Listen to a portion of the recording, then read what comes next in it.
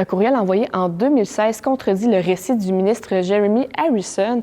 On y explique que le ministre est allé à l'Assemblée législative avec une arme revêtue d'un habit de camouflage et que c'était un jour de semaine. Pourtant, il mentionnait précédemment que l'événement avait eu lieu il y a environ 10 ans durant la fin de semaine. Il avait dit que c'était pour aller chercher des documents avant de partir à la chasse. Le président de l'Assemblée, Randy Weeks, a obtenu le message et il l'a par la suite transmis à CBC.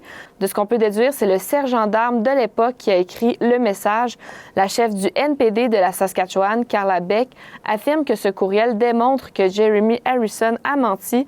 Selon elle, il doit être exclu du Conseil des ministres de la province. Jeremy Harrison répète quant à lui que le service de sécurité était au courant de sa présence avec un fusil. La Saskatchewan a décidé d'assouplir la réglementation pour les travailleurs étrangers du secteur agricole. Ils pourront désormais obtenir un permis de conduire international de classe 1 pour 1 an.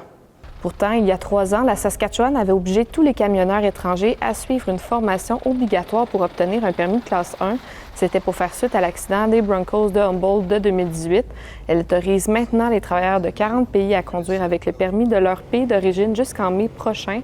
Le ministre responsable de la SGI, Dustin Duncan, explique que cette décision a été prise pour aider les agriculteurs lors de la saison. Les familles des victimes de l'accident d'autobus sont choquées par cette décision. Ils trouvent que c'est un pas vers l'arrière, considérant tous les efforts qui avaient été mis en place pour obtenir de meilleures réglementations pour les camionneurs étrangers.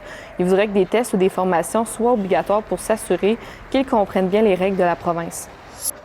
Pour les amateurs de nourriture mexicaine, le Taco Bell a ouvert ses portes mardi à Regina sur Albert Street.